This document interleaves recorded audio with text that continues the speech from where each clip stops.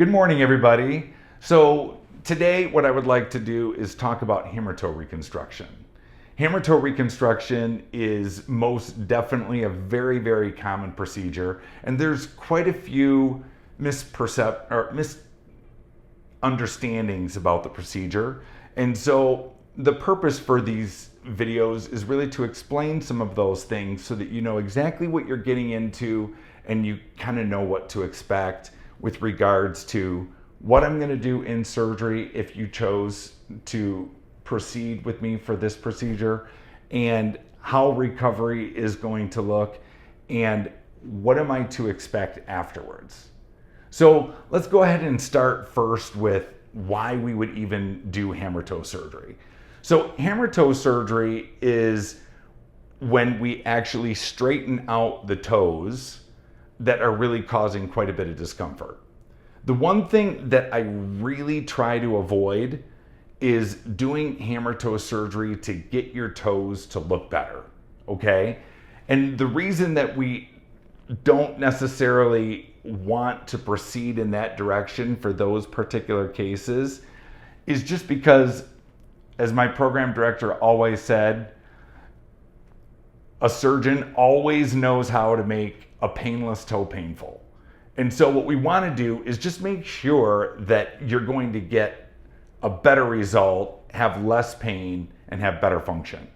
So for cosmetics, I really try and steer away from it unless there really is some significant discomfort associated with it. If there is discomfort associated with it, and this may be in the form of a sore, this may be in the form of discomfort while wearing shoes, or inability to really clean in between your toes, or have, comfort just walking around the house, etc., then we move into the concept of entertaining, should we actually do something about these hammertoes? So before we actually talk about surgery, a couple of options that you can do prior to surgery would be using some various coverings around the toe that can kind of protect the skin if there is rubbing. And these can be found at your typical Walmart, your Walgreens, and your CVS pharmacies, etc. And these are really pads that you can apply right to your toe and protect that skin. The skin is really what we worry about the most, especially if you're getting any red spots or sores, because skin is really a hot commodity in the toe because we can't graft it. We can't really do any of that. So what we want to do is make sure to protect it. So if there are any of those that are currently brewing on any one of your toes, getting one of those covers for those particular spots in the form of a sleeve for your toe or any wrap, those are an excellent idea to at least try. If those don't work, obviously shoe modification can really help. Everyone kind of rolls their eyes when we talk about that because we all want to wear the shoes that we want to wear. But the truth be told, if you wear a wider toe box, sometimes that can help as far as just limiting the rubbing is concerned. If those are really failing you and you really just can't seem to get any help from anything, then yes, surgery is a great option. So let's talk about surgery. In surgery, what we're actually doing is really wanting to straighten out the toe for you. And so I have a model here just to kind of explain some of these things, but just so that you can kind of understand, usually when you have a hammertoe procedure, and this is a model so I can't fully show you in its entirety, but this particular joint here is flexed up. And obviously, a lot of times we get some elevation of the toe like this. And so our whole goal with the procedure is to bring it down, okay, so that it fits nicely in your shoe and there's no rubbing and the toe is sitting nice and straight and not bothering any of the other toes per se. So what we typically do is we do what we call like a pseudo fusion, okay, or a fake fusion, one that doesn't necessarily fuse, but sometimes it does. The literature says that these particular joints down here in the toe fuse at about 50 to 60%, depending on the patient. And so we don't necessarily care that they actually form a fusion. We actually more care that we have nice, stiff scar tissue that actually is holding that toe right where we want it to, okay? And so what we do is we go in there and we take a little bit of this knuckle off right here, and that really lets us straighten this toe, because the one thing about hammertoe correction is that the artery and the nerve, which course on each side of the bone, they are the bosses. So when your toe has been stuck up in the air like this and bent down, that artery and that nerve starts to really like that position. So when we straighten it out, we need to be very careful to do it in a very careful way so that the artery and the nerve aren't affected, because that could end up to a problem of the tip of your toe not getting adequate blood supply, which we don't want that to happen. So what we end up doing is we take a little bit of this bone out, and then once we do that, we take the tendon that actually pulls your toe down and we transfer it to the top of this bone right here. That's called your flexor digitorum longus tendon, okay? And that tendon, instead of pulling the tip of the toe down and creating this type of deformity, now we have it pull this bone right here so that it straightens out that toe, and instead of being elevated like this, it's really smoothed out and returned back to the floor, because now that tendon is doing a job that actually helps the toe.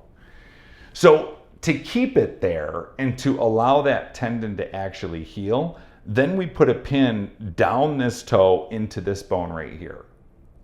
And in doing so, you end up having a little bit of your pin sticking out of the end of your toe, and that's a little bit annoying, but overall, these do very, very well, okay? And because that is sticking out of your toe, there's a little bit of risk for infection. So we just have to be very careful to watch for any redness or any swelling or anything like that. But overall, that pin is left in for approximately 6 weeks. And then what we do is we pull it right out in the office. Very easy.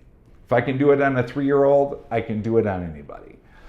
And so what we want to do is not leave any metal inside the bone. And the nice thing about pulling that out in the office is that everything is subsequently removed. And what that does is that leaves you with the ability to then move the toe like this, okay, so that you can walk appropriately. So how does your post-operative care and treatment outline look? Let's talk about that. So with regards to your treatment, we would do the procedure, and depending on how many toes you do, it takes me about 15 minutes per toe. So if you're doing a set of 2nd, 3rd, 4th, and 5th toes, it usually is about an hour. And you're gonna come out of surgery with some pins sticking out of your each individual toe. And you're also going to have a wrap around them. And that wrap is going to be just to keep everything nice and sterile. And then what we do is I'm gonna let you walk the very same day. But because we have that pin that's coming across this joint in particular, we want you to walk just on your heel, okay? And we actually have an orthotic device that is very good for this. We put you in a shoe that's similar to this right here, and it has this wedge, and it lifts your toes off the ground so that there's really no bending that's occurring down here by your toes. So it protects you really nicely. And what we have you do is wear this shoe for about 6 weeks. And during that 6 weeks, that scar tissue is forming inside that toe, and it's gonna hold that toe right where we want it. That's our goal. So the better we do at that, the better our outcome with it. So at 2 weeks, what we end up having is we end up having to come in with for a check just to make sure that everything's good. You will have that dressing on. We don't want you to take it off because that's sterile. So we will take that off at the 2-week office visit. And at that point in time, we want to look at your incisions and just make sure that there's no evidence of infection, etc. There's gonna be some swelling, there's gonna be some purple and redness. All that is completely fine, okay? And even maybe some bleeding out the tip of the toe right where those pins are. Again, totally normal. Occasionally, sometimes you're having some pain because that pin is down here in the middle of the foot and it's kind of irritating some of the tissues. And we just ask if you can just take anti-inflammatories or Tylenol just to kind of help with that. And if it's real bad and just really uncomfortable, I would love you to give me a call if you could. So at that 2-week office visit, you're going to get your sutures removed and the pins are going to stay in there. They're going to stay in your toes for another 4 weeks so that once again, we can get that full 6-week time where that healing occurs. We'll also get an x-ray of your foot at the 2-week office visit. We want to check and make sure that those pins aren't moving. And yeah, we can kind of see if you've been walking on it because we can see if those pins are bent. So we just, again, want you to really just make sure to keep that weight off of the front of your foot there by using that shoe and just respect that as much as possible so we can do this once and do it right first time. Your next appointment is going to be at your 6-week office visit, 6 weeks from surgery. This is the appointment that most patients are a little bit nervous about because we're going to take that pin out. But basically what we do is I just come in there and I've got a little clamp and I just clamp onto the end of that pin and I just very gently kind of work it out like this. And again, we use these pins all over in patients from the pediatric population to the elderly. And there might be a little bit of a smart or a pinch that occurs right towards the end of pulling that pin out. But overall, it's very minimal pain to expect on that particular day. Most of the time, we're just kind of treating the nerves, if you know what I mean. You know, the nerves from being nervous. So shouldn't be too nervous about that. And then immediately afterwards, I put a Band-Aid over your toes, and then I tell you that we can go ahead and start walking. After that visit, the biggest thing is that I need you to really move those toes. And so what do we expect from that? We really want to only move this particular portion of the foot and the joint. I don't really want you to try and bend this area right here in the toe because this is where that fusion took place. So we want to respect that. So when we're trying to get motion, we can walk, and that's most definitely going to do it on its own. But if you notice when you walk, you really only elevate the toes. Never are the toes going to be forced to come down. And so to kind of beat that scar tissue, I want you to take the toe in its entirety like this and really push down on each toe that was operated on.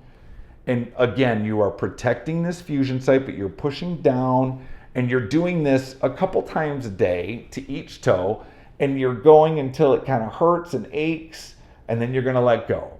Count to 5 and then let go. Okay? And what this is going to do is going to let those toes feel good to sit downwards and upwards. Okay? So it's going to really help you walk better and help the toe return back to the ground, so to speak. Probably the biggest complaint I have on hammer toe surgery in general is the stiffness of the toes, which is what really makes videos like this really important for me. So when you have a hammer toe correction, afterwards, what should you expect? My biggest thing for you is to remember that we are straightening out this toe for you, so you are going to have scar tissue that I or we created to really hold that toe where we need it to be. So your toe isn't going to be able to pick up marbles like it could, okay?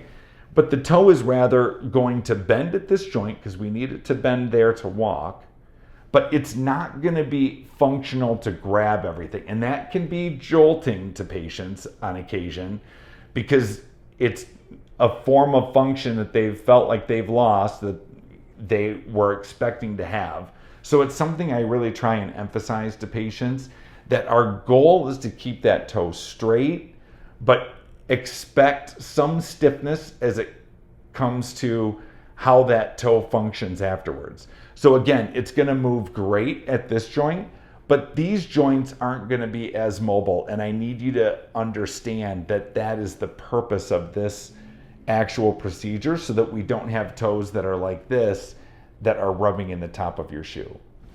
And so the recovery goes really pretty quick. And so after a couple of weeks, patients are really feeling pretty darn good. And then I bring you back for a post-op appointment at the 4-month visit. So you've been walking on this for 2 months, and I get an x-ray and just like to talk to you and make sure that everything is coming along well and that you're not having any issues and the toes are staying put. Overall, I think that the risks associated with hammer-toe surgery are minimal. Those risks primarily are going to be your stiffness and infection, because that pin is still inside there. You can have numbness and tingling in your toes because we touch a nerve at times, and nerves are really cranky and they can kind of do what they want to do. But the numbness is much more rare with regards to complications. The other thing is on occasion, you can have one of these fusions that doesn't take and the scar tissue isn't tough enough. So you can get a little bit of a deformity through this joint, which is again why we really want to respect that particular joint. But on occasion, the patient's tissue isn't firm enough, and it's not necessarily going to get firm enough, and it can lead to a little bit of a deformity, causing some extra pressure down here. If that occurs, please let me know, because we can most definitely tackle that issue if we need to. But most of the time it doesn't hurt, but occasionally it does. And when it does, that might mean that we have to redo that particular toe. So that's something that we want to keep an eye on for you. The other thing that can occur, as we talked about before, is the blood supply can actually be disrupted if we're not careful. And occasionally that can happen, especially if you look in the literature on this. Fortunately, my outcomes are actually much better than that, and I have not yet lost any toes due to poor vascular supply in my career. So I'm super excited about that. And I don't want you to be the first. But there is, on occasion, a risk that when we straighten this toe, the toe does not like its position and the artery doesn't like its position, and we can actually lose blood flow to the tip, which can thus result in the tip becoming what we call necrotic, or it turns black. And this is different from black and blue. This is actual black or scarred, in which case we would have to do a partial amputation for that.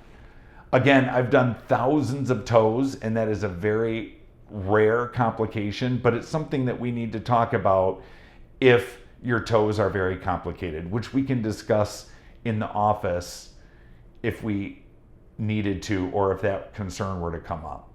But once again, fortunately, that particular complication is extremely rare.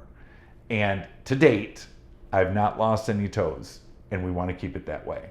So this is what I have to say about hammer toes. If you have any other questions, please contact my nurse, and we will be happy to answer any further questions for you.